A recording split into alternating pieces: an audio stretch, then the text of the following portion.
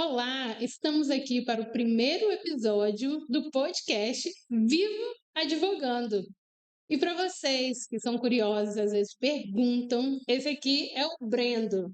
Quem acompanha aí as nossas redes sociais sabe que a gente vem fazendo um trabalho aí de marketing jurídico, edição de vídeo, e eles perguntam quem é que faz esse trabalho. Aqui, o Brendo. O que fica atrás das câmeras, né? O que planeja junto com vocês. Mas hoje vim aqui entrevistar a Priscila, porque ela está lançando aí um podcast, deixou todo mundo curioso no Instagram, fazendo altos suspenses, que eu achei o máximo. E vamos saber um pouco da sua vida, né? Conversar um pouco sobre você, que é a curiosidade de muitos, quando abre caixa de perguntas, eu tenho certeza que alguém perguntar algo pessoal, e a gente vai botar na mesa aqui para vocês. Então, Priscila, como surgiu esse desejo de advogar? Então, eu não sei explicar bem ao certo quando, de fato, surgiu esse desejo de advogar. Eu entrei na faculdade de Direito e saí da faculdade de Direito querendo advogar. E eu acredito que isso é uma realidade da grande maioria dos estudantes de Direito. Se você entra numa sala hoje da faculdade, principalmente primeiro período, né?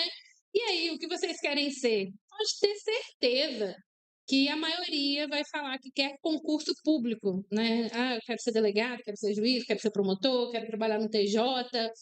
E comigo sempre foi diferente. Eu entrei na faculdade, eu lembro no primeiro período, quando perguntaram, eu falei, eu quero advogar. Uhum. E eu não sei te explicar o porquê, eu só sabia que eu queria advogar. E aqui estou eu. É um sucesso, né? Aos poucos, criando sua história, mostrando para as pessoas que não foi fácil, né? Pelo que você já contou, pelo que você já disse. E sempre é aquela turma, né? Começa com 50 alunos e quando termina o final do ano, né? No final do período tem 20, 30 pessoas. E o bom é que você não teve essa visão e hoje você é o que você é, né? Mas da onde que veio esse interesse pelo criminal? Então, o interesse pelo criminal. O que acontece? Algo, né, que de vez em quando eu conto por alto, não me envergonho de falar, pelo contrário, eu acredito que a minha vivência, a minha história e a minha experiência pode ajudar muitas pessoas. Eu sempre soube que eu queria advogar e a gente vai advogando, errando e acertando e vai melhorando a cada dia. Quando eu comecei a advogar, eu comecei na área civil, eu não tinha noção do que era o criminal. Eu estagiei em vários locais, inclusive no Ministério Público, porém foi na infância. Mas durante a minha faculdade, eu posso dizer que o meu contato com o criminal foi quase zero, porque eu vim transferida de uma faculdade e a turma que eu entrei era muito boa na matéria de penal, porque era um professor muito bom, só que eles já estavam no penal 2 e eu não tinha tido nenhum. Então, toda a matéria na faculdade eu fiz por processo, aqueles trabalhinhos, entregava e eu não acompanhei a turma. E aí eu comecei a advogar, pegava juizado, família, o que aparecia, menos o criminal. E eu fiquei advogando ali entre 2, 3 anos, não sabia o que era o corredor do criminal, até que a Tamires, né, que é prima de Maciel, minha prima também, agora agregada, ela passou na OAB, ela estagiou na delegacia durante muito tempo e ela queria advogar especificamente no criminal. Uhum. Só que existia aquela dificuldade. Pô, eu quero advogar, eu sei a matéria, eu estudei, fiz segunda fase em penal, trabalhei na delegacia, mas eu tenho receio, como que eu converso com o juiz, como eu converso com o promotor e fechar com o cliente, eu sempre tive uma facilidade com isso. Aí eu falei, vamos fazer o seguinte, Tamires, você faz toda a parte técnica, né, de escrever, digitar, me explica e eu vou conversar com o juiz e tal. E assim foi. Eu fui aprendendo a prática com, eu fui aprendendo a prática com ela da matéria em si, e ela foi aprendendo comigo a conversar, a despachar. E à medida que eu fui trabalhando com ela, eu fui me apaixonando. E eu falei, não, agora eu encontrei a área que eu quero, que é o criminal, e comecei a fazer várias especializações. E daí não tem jeito, gente, porque penal é melhor do que civil. Imagino, né? Hoje você se especializa sempre, né? Sempre está fazendo curso, sempre mantendo atualizado. E acredito que cada processo que você pega, você aprende uma nova experiência, né? Cada curso que você faz, você vai usando, agregando aquilo no seu trabalho, né? Estendendo um pouco mais o seu currículo. Mas da onde que veio esse desejo de fazer o escritório? Porque eu creio que no começo, como você disse, você já não veio direto para o escritório e tal, pensou em toda essa estrutura que você tem hoje. Você começou do zero, estagiando e tal, tendo interesse, aprendendo na prática, certo? O apoio da família, como foi para você?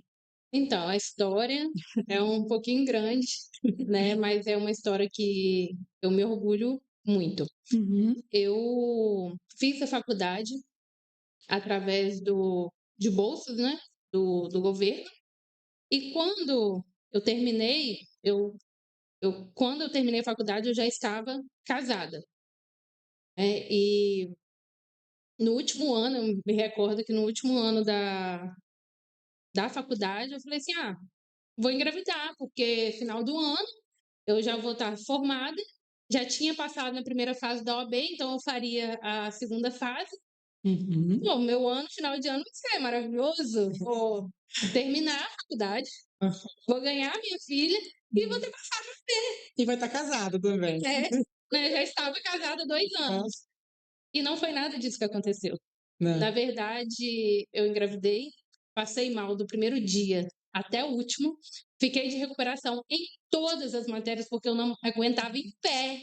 Assim, eu passei muito mal mesmo. Eu já tinha sido aprovada na primeira fase da OAB, mas eu não passei na segunda porque eu não tinha Uhum. ânimo de estudar, gente, para lavar um copo. Assim, lavar vasilha, eu lavava um copo sentado. E depois eu lavava o outro. Isso quando eu lavava.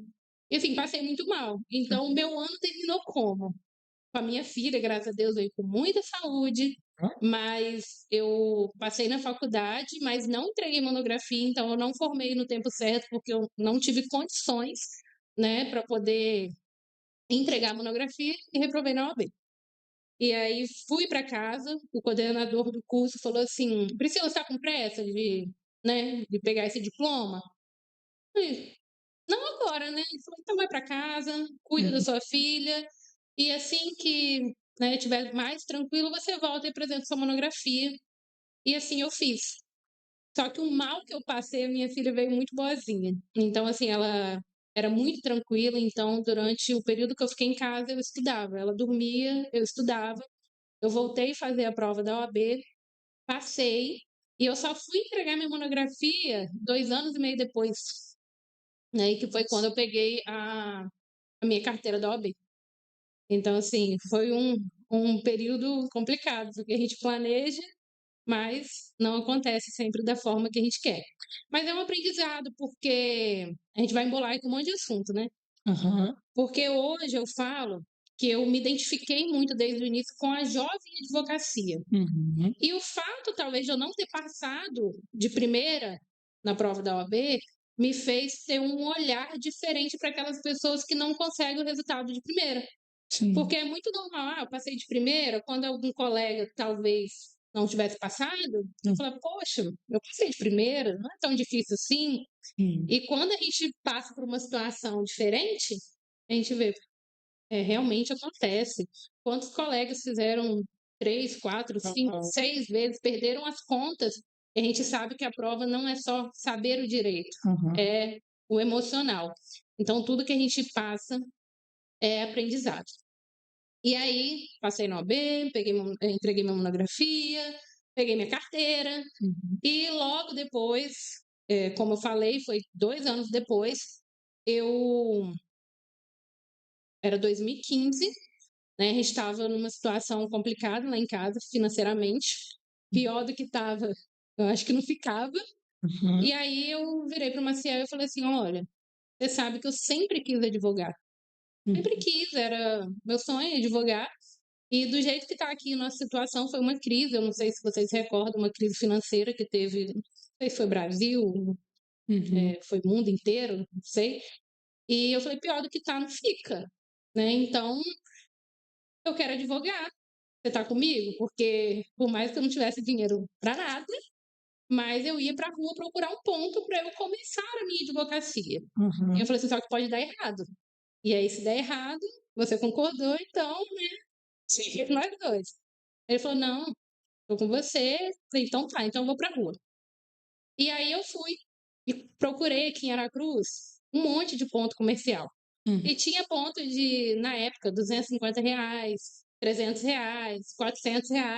Só que era assim, eram salas minúsculas, que você tinha que subir 5, 6 escadarias, Meu Deus. e eu ficava pensando: "Quem é Priscila em Aracruz? Quem é que vai É, subir aí 5, 6 escadarias para poder me encontrar?". E eu precisava ter visibilidade. Só sim. ali em volta da pracinha do centro, na época eu contei, era média de 15 advogados só ali em volta, né? Tinha vários escritórios, às vezes 2, 3 pessoas no mesmo escritório. E aí, rodando, olhando, eu vi um ponto que para mim, assim, era perfeito. Era na rua, no térreo, não tinha que subir nenhuma escada e era em frente à defensoria pública. Nossa. Aí eu falei assim: aqui eles vão me encontrar. E ainda assim, visão, né? O pessoal vai sair da defensoria, às vezes não vai conseguir atendimento, vai olhar para frente e falar: escritório de advocacia é ali. E só que, para quem não tinha dinheiro nenhum, era um ponto de R$ 1.200. Nossa. Era complicado. Eu falei assim: é esse ponto que eu quero. Aí cheguei em casa, aí em relação a ter esse apoio da família, né, sempre tive apoio dos meus pais, meu esposo, dos pais dele, meu sogro, minha sogra, da avó dele, sempre foram pessoas de oração. E aí eu fui lá na casa da avó dele e falei assim: "Dona Elza, ora por mim, então, eu tô querendo um ponto assim, assim". Aí ela orou e falou assim: "Pode pegar a chave que aquele ponto é seu". Ela fez oração e Deus mandou sinal. Aí eu falei assim: "Então tá, eu vou lá". E eu lembro que era 15 de dezembro. Então o fórum, ele todo ano ele entra em recesso, geralmente a partir do dia 19, vai até janeiro, né, dia 7 de janeiro, então é um recesso forense que a gente chama. E aí eu conversei com o dono do ponto, eu falei assim: "Olha, eu tô começando agora". Eu já tinha uma mesa, um computador, e tinha uma impressora, então era o que eu precisava.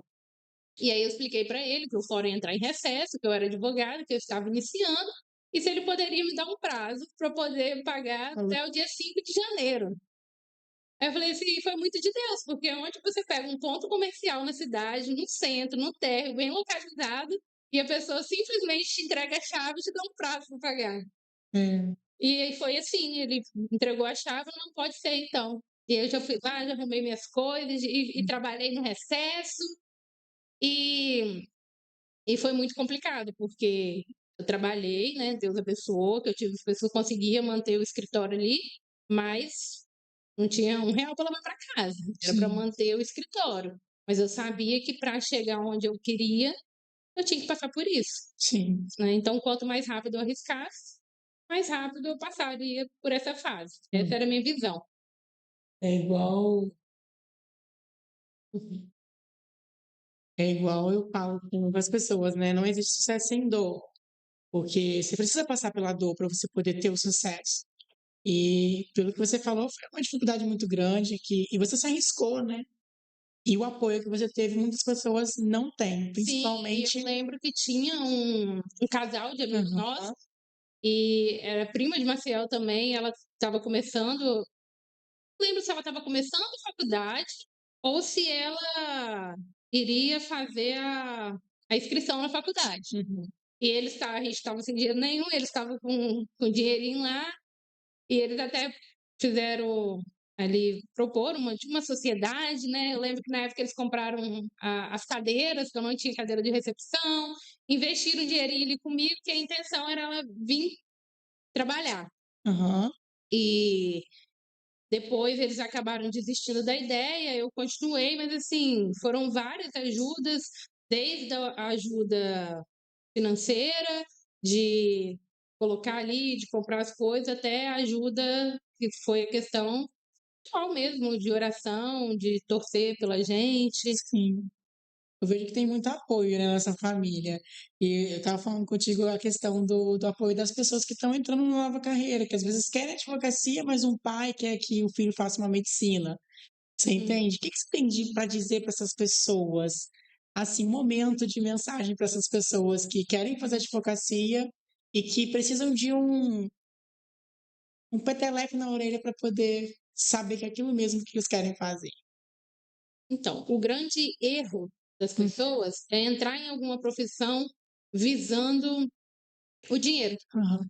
Porque eu falo que você pode ser qualquer profissão. Se você tiver amor pela profissão e você fizer o que você gosta, você vai fazer bem feito, vai procurar meio, você vai se destacar.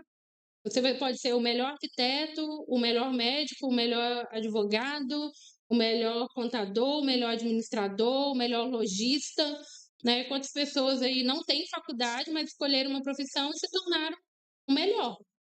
Assim como tem aqueles que, vou fazer medicina porque dá dinheiro. E aí? Fez, terminou, vai lá, presta serviço.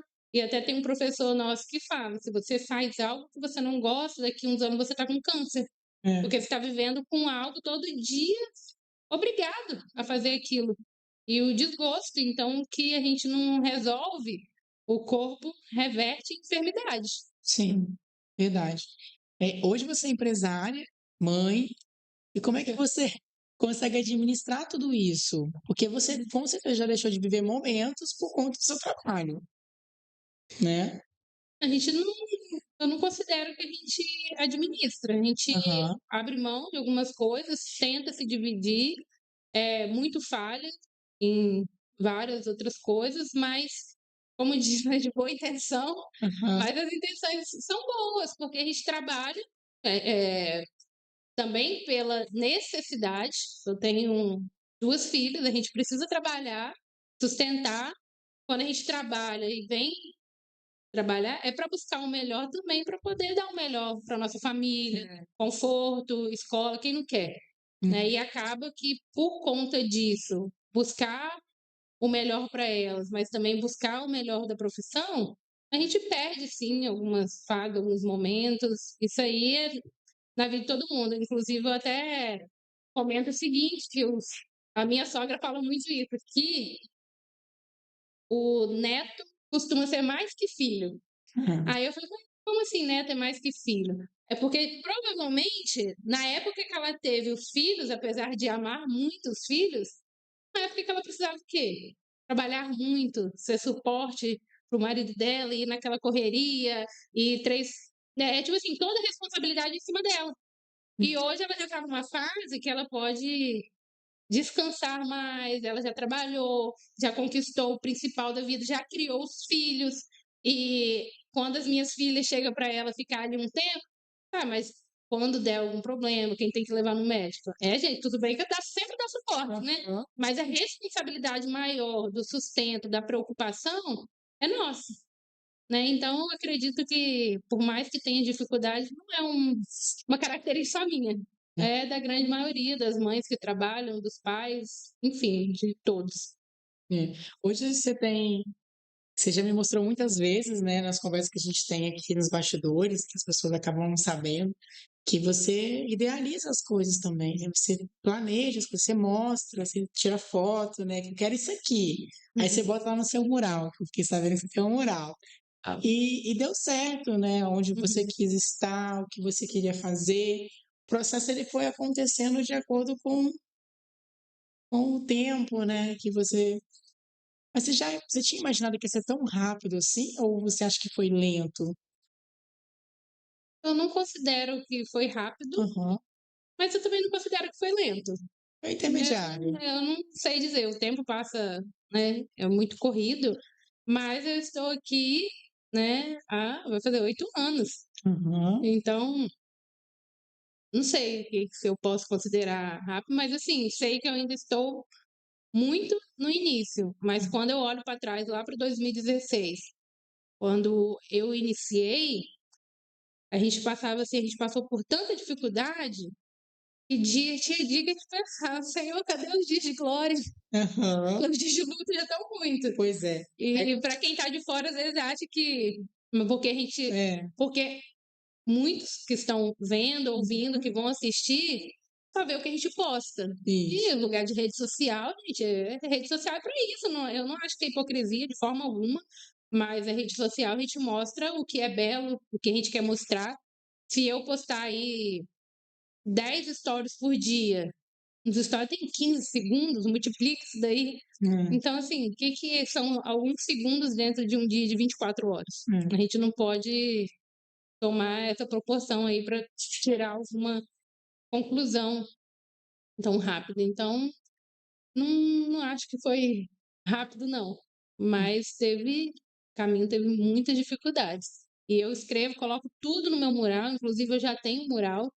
E antes da pandemia, né, eu tinha feito que eu queria uma sala aqui na Lorenz, eu peguei a foto do prédio, coloquei no meu mural a foto do prédio, falei, é aqui. Eu não sabia como dar, mas eu queria uma sala aqui. E agora nós estamos aí, a primeira a gente conquistou e estamos indo para a segunda sala comercial. Glória a Deus, né, filha? Que merece. Você falou que um dia aí, um período da sua vida, você queria, cadê os dias de glória? Você pensou já em desistir? Desistir, não. Eu sou uma pessoa muito otimista. Às vezes isso é bom, às vezes é ruim.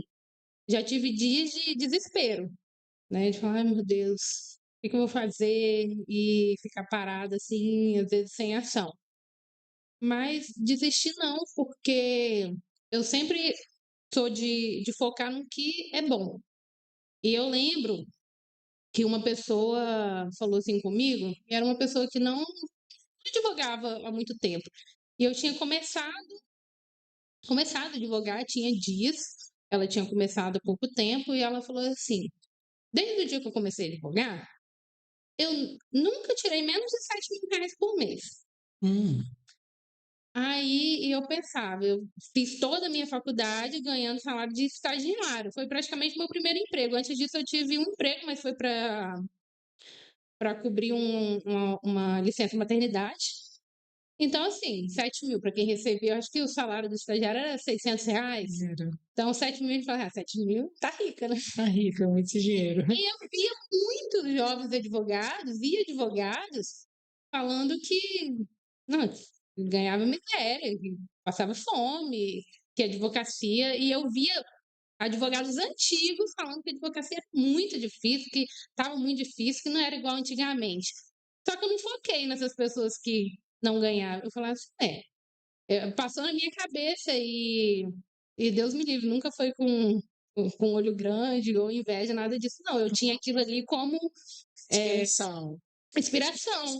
Eu falei, ela tá há pouco tempo na advocacia. Se ela nunca tirou mais de 7 mil, então eu também nunca vou tirar. Eu botei isso na minha cabeça e eu ficava, como que eu vou conseguir aumentar a minha renda? Aí eu lembro que eu comecei a trabalhar fazendo diligência. Eu peguei lista de todos os escritórios do Brasil que tinha processo que poderia atender aqui em Aracruz. Eu liguei um por um. Meu nome é Priscila, sou advogada, faço diligência em Aracruz, Biraçu, região, não sei o que. E aí explicava um por um e botava na frente. E foi lista que eu fui montando na internet. Escritório que atende Aracruz. Eu sabia que tinha muito processo da Viva. Qual é o escritório responsável pelos processos da Viva em Aracruz? E liguei um por um. E praticamente todo dia tinha uma cópia, tinha uma audiência. E comecei assim. E eu vi, às vezes, que os colegas que tinham começado junto comigo, às vezes não tinham o mesmo retorno. Mas eu tinha as minhas doideirinhas, né? De ir atrás e ficou tudo certo. Entendi. Mas hoje, assim, uma pergunta que eu tenho feito para muitas pessoas, e eu vejo também, é que você posta muito sobre TDAH, né? E já interferiu muito isso, assim, em algum processo? Ou você acha que isso é bom para você? Porque quem tem TDAH, quando faz que gosta, tem foco naquilo e faz muito bem feito. E eu percebo que você, né, dedica seu tempo, seu horário, estuda muito, tem esse foco. Você acha que isso, para algumas pessoas não, né? Para você, te atrapalhou, ou te ajudou, ou foi aquilo ali mesmo? Existe o lado bom e o lado ruim. Lembra que lá atrás eu falei que eu comecei a advogar na advocacia civil? A advocacia civil, ela é muito demorada. muito, muito mesmo. Eu tenho processos hoje, 8 anos, e foi de quando eu protocolei a quando eu comecei. Eu tenho esse diagnóstico tem pouco tempo, mas, assim, quando os processos na área civil, ele agarrava, né, e era assim, não era por falta de cobrar, eu ia na porta do juiz cobrar. Quando dava não tinha andamento, passava 1 mês, não tinha andamento, passava 2 meses, não tinha andamento. Eu não tinha mais ânimo de cobrar, memória praticamente não existe. E, às vezes, eu deixava de lado. Eu não sabia explicar o porquê que eu gostava da advocacia, mas não tinha organização e não conseguia diligenciar aqueles processos que estavam ali. Porque a partir do momento que eles paravam, eu não tinha mais ânimo, não era falta de cobrar, aí a coisa não andava, eu não via acontecendo, e a nossa mente ela é muito agitada. Se eu tiver com uma ideia na cabeça, eu vou dormir, eu vou acordar e eu vou ficar imaginando, tem 500.000 ideias, e eu falo assim, meu Deus, se tivesse alguém para colocar minhas ideias em prática, eu estava milionária, muita ideia. A minha mente, ela não para. Sim.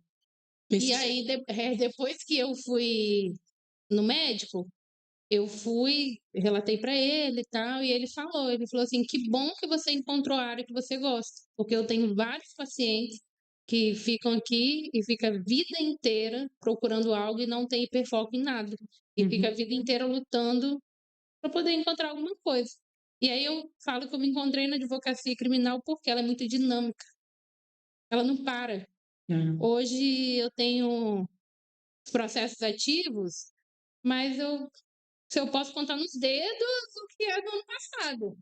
A maioria desse ano, né? Tipo assim, ou do último semestre do ano passado para cá. Então, ele é muito rápido, todo dia acontece alguma coisa, todo dia é uma coisa diferente, é uma matéria curiosa, e aí acaba que a gente, enquanto eu não resolvo o que eu quero, a gente não para. E quando a gente consegue, a gente comemora muito.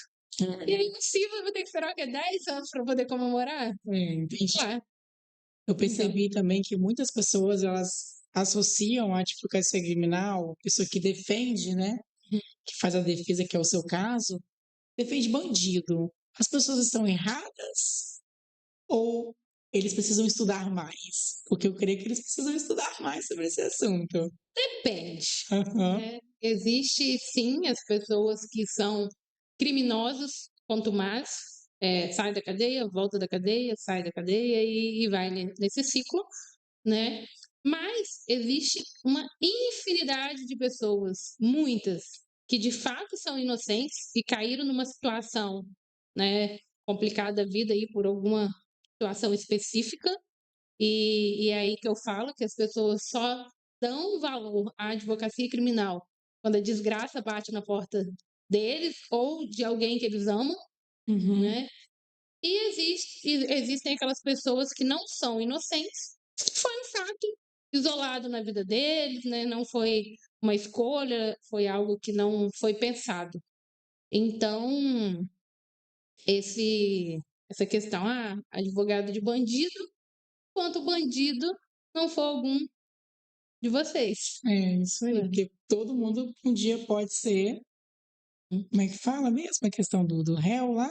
Eles falam um dia você pode estar no banco dos réus, você fala assim, Qualquer um pode pode estar no estar no banco banco dos réus, dos réus. injustamente, né? Aí Injustamente. vem a defesa para poder. E algumas pessoas também criticam: como você tem coragem de defender fulano? Sim, Mas se o advogado ele não entrar na defesa, que é um direito constitucional de qualquer cidadão, qualquer pessoa, o processo não vai andar. E aquela pessoa não vai responder aquele processo, e o processo vai prescrever e a pessoa vai sair impune. Então, até para punir alguém, a figura do advogado é muito importante. entendi. Então, eu acho que não tenho mais nada para dizer para você. E o pessoal pôde ver um pouco mais esse lado da Priscila, Priscila mãe, empresária, né? E espero que vocês gostem dos próximos episódios que estão vindo por aí. Tem muita novidade chegando, tem Muitos convidados muitos especiais. convidados especiais e muita mídia chegando para vocês poderem saber mais sobre o que um advogado criminalista realmente faz. Agradecer aqui Quem estiver assistindo, quem puder, compartilha. Meu esposo que está aqui montou tudo isso aqui para gente, está ali fazendo a organização, os vídeos. Agora nós vamos comer uma pizza. E obrigada, até mais. Quem tiver alguma dúvida, pode mandar no direct aqui, nos comentários, que a gente vai responder todo mundo. Vai ser um prazer. Gente, vale ressaltar também a questão do. Encerrou? Vale ressaltar também a questão, se vocês, por acaso, tiverem um assunto específico sobre algo, né? Compartilhar com a gente lá no direct do Viva Advogando. E se vocês não conhecem nosso trabalho, segue lá, Viva Advogando, que vai mostrar um pouco mais do trabalho da Priscila, especificar um pouco mais algumas dúvidas que vocês têm. E só para deixar aqui gravado, não está sendo ao vivo, mas vocês vão ver aí na íntegra. Maciel mandou aqui o link, estou vendo assim, um Pedro, Tamires, Edvânia, não sei se a Denis entrou, estão aqui acompanhando, obrigado a todos que fazem parte aí da minha advocacia, o Eric de Una, e uma hora todos vocês vão estar aqui nessa mesa, e eu vou perguntar várias coisas. Porque aqui Eita, que tem polêmica, eita polêmica. Pode. Café com treta, só café com treta. Momento café com treta. Vamos falar? Aí você vai poder passar na íntegra, né? Não sei, mas no ao vivo pode rolar. Depois a gente apaga se der ruim. Vai ser cancelado. Hashtag Viva Advogando. Isso aí. Tchau, tchau. Bom, Marcelo. Passar aqui.